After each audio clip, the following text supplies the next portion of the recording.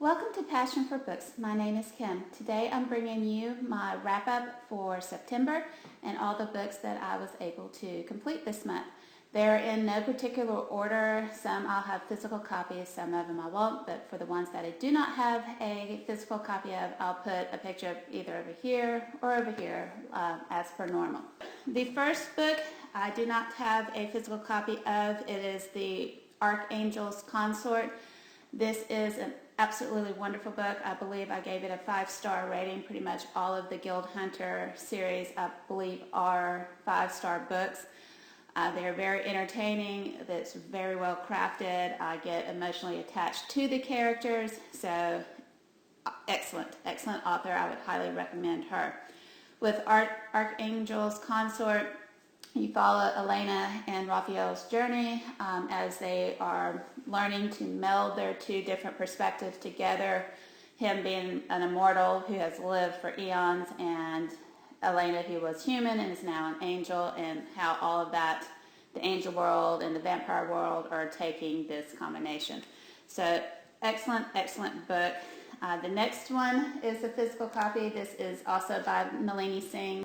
This one is called Slave to Sensation. It is one of the first books of the series, of the Side Changeling series. Excellent read. Again, this particular series requires, at least for me, it always challenges my vocabulary comprehension. So whenever I feel like I'm getting bored with the mainstream genres, I'll pick up this, and it challenges me, this series in general, because it is a lot higher vocabulary, and I enjoy that. And I also enjoy the story behind, and the plot, and the characters. If you've not read the Changeling Side series, start with this book. It is the start of the series. It kind of lays down the background information of how the world came to be and why there's so much tension between all three races, the Side, the Changelings, which is her term for shapeshifters, and the human race, and how all that happened. So again, 5-star read, excellent book. The next one is from one of my subscription box. I was super excited. This again is by Nalini Singh. It's Silver Silence. It is, I think, a spinoff. I still believe it's a spinoff of the Side Changeling series called the Trinity.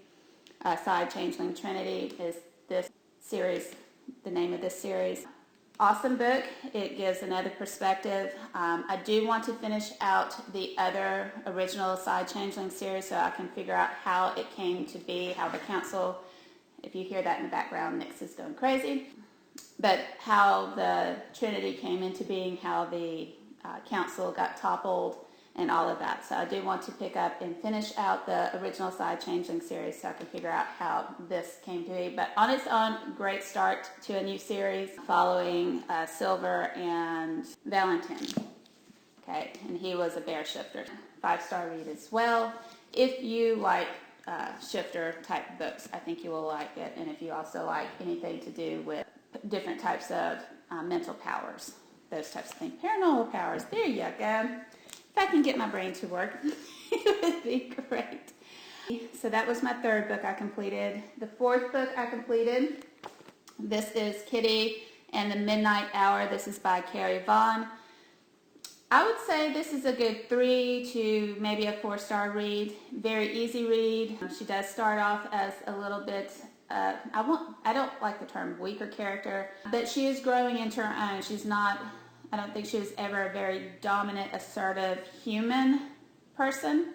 Just like there's not all of us are dominant people. They have some more assertive, dominant personalities than you have more reserved introvert. And I think she was more of an introvert before she was forcibly changed against her will. It's not something she sought out. So it's following her and her growing into her skin, per se, and learning how to hold on to herself and not just fall in line with the pack mentality. So that was kind of her struggle throughout. I would say, again, a 3 to 4-star read. I do recommend her. Again, it was an easy read. I did care about her. I kind of flinched at some of the things that she was expected to do and behave in a foreign culture. But definitely worth picking up again if you enjoy shifter romance type of books. Okay. So the first 4 books have all been adult books. This book, Places No One Knows, this is a YA book. I absolutely love this book. It is, I would say, definitely a 4 to 5 star rating book, and it's by Brenna Yomanoff. When I do YA books, especially if it's a contemporary or high school setting, I like the characters to have real problems. I don't like the I hate even to say petty, but the very silly problems. Just because I'm an older reader, I guess, reading YA, and maybe if I was a younger reader reading some of these other YA books, I would enjoy them more. But as an adult reading a YA, I like more difficult problems that are being faced.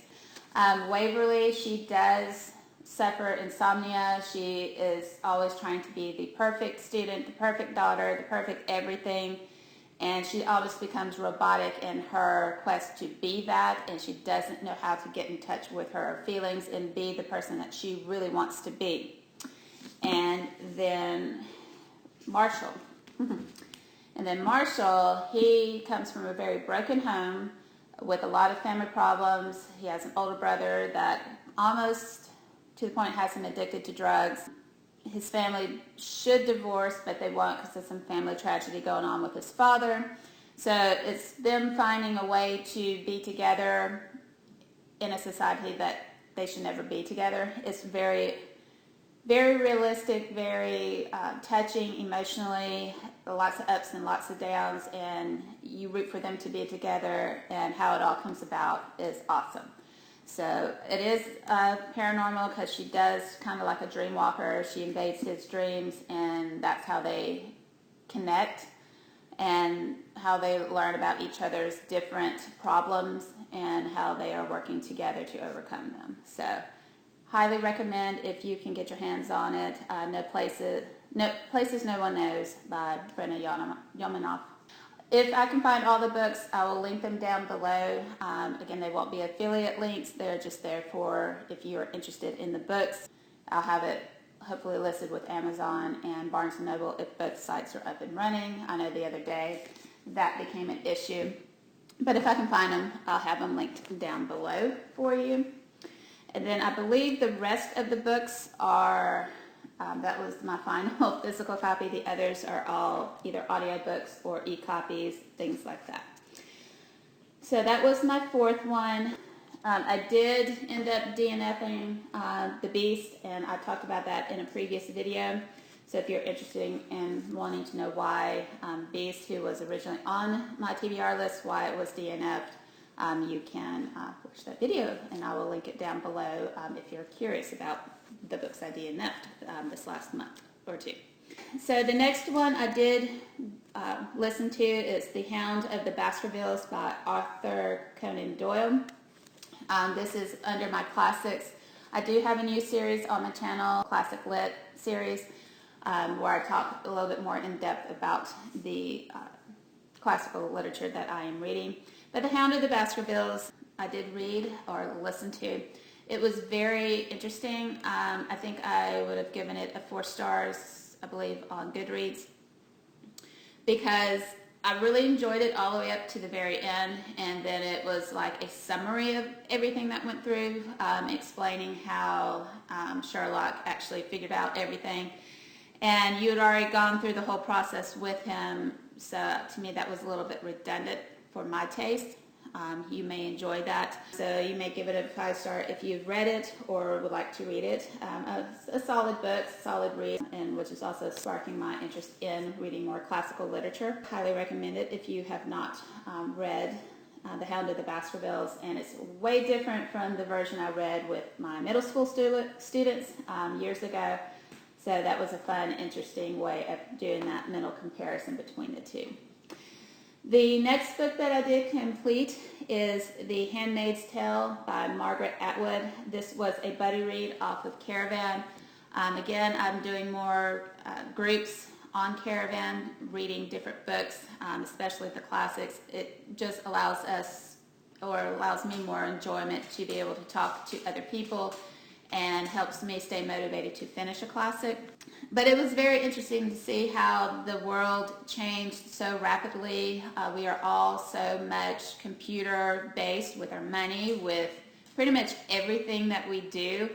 And this other regime came in, took over, women were booted out of, so these are some spoilers if you've not read it. So women were booted out of the workforce, and all of their money was seized and given to their husband at the time, or just seized anyways, and they no longer have their funds if they didn't have a significant other.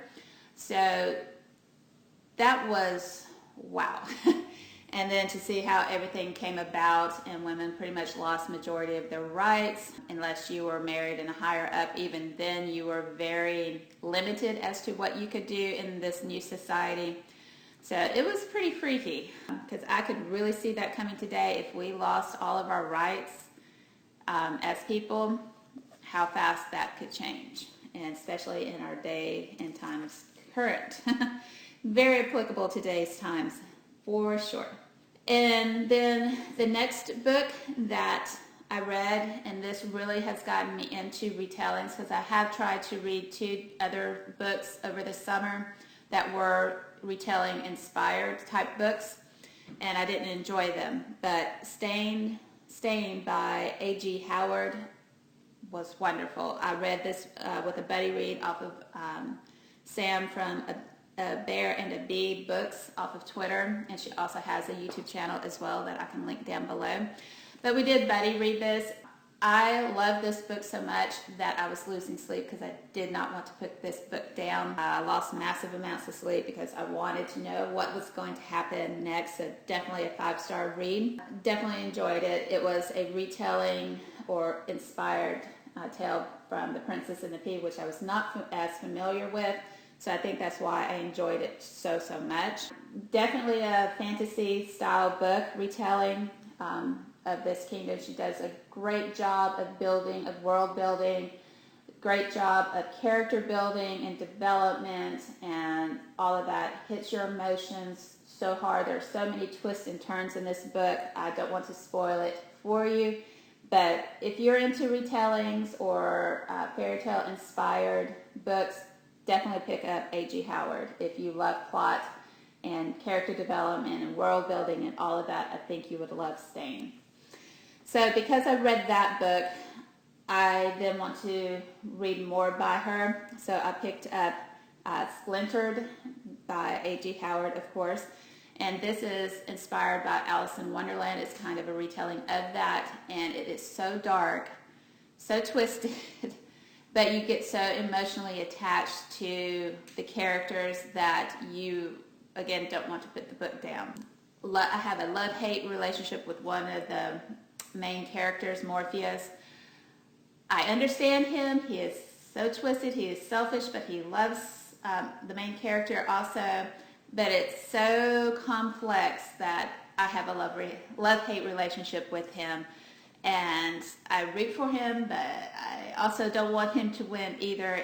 It's so complicated, but it is so worth the read. If you love an Alice in Wonderland retelling, pick this book up. Again, the same with the world building, the same with the complex characters and the character development and the plot twists and everything that you want in a book, she nails to me. Anyways. Alright, so that's also a YA, Stained and Splintered are also YA books. The Handmaids Tale, if I didn't tell you that, that was definitely an adult book. So is the Hound of the Baskervilles. Another adult book that I did finish was the Archangels Legion. Again, this is continuing Raphael and Elena's story. So they have another archangel coming at them and trying to bring war to them, and a lot of shenanigans that go on with that. And Raphael has got to develop new powers, otherwise his city's going to fall. So again, 5-star read with Archangels Legion, and I'm hoping to pick up this upcoming month the Archangels War. Highly anticipating that book. I want it so bad, but I've got to wait till I get a credit on Audible so that I can purchase that. So I'm hoping next month I can pick that up and read that one. So love this series, if you haven't guessed.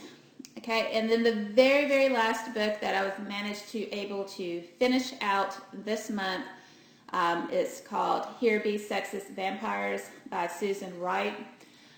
This book, I think I ended up giving a 3 to 4 star, not because the story's not great. I love the story.